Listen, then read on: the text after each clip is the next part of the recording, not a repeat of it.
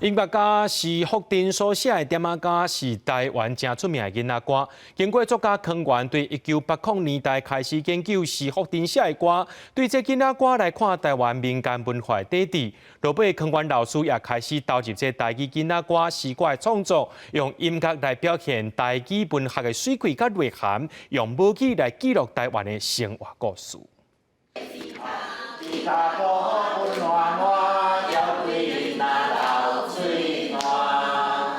这首点仔歌是台湾音乐家施福鼎的作品。作家康源受到施福鼎的启蒙，开始研究囡仔歌内底的台湾民间文化，嘛投入台语囡仔歌诗歌的创作。即阵伊甲过去推动台湾文学的经验，出版一本册，记录台语复兴的过程。我有甲国宝施福珍老师做一个合作，伊过去伊的歌是拢传统的念谣，我是透过伊传统的念谣，去写即个念谣中间的故事，像讲普渡歌，普渡歌咧描写啥，希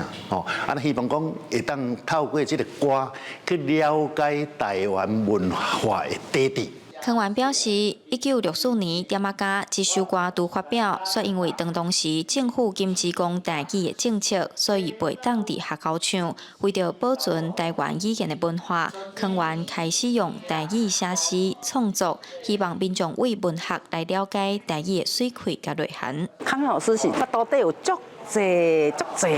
故事，足侪文章会用讲的，阮足爱去偷偷听。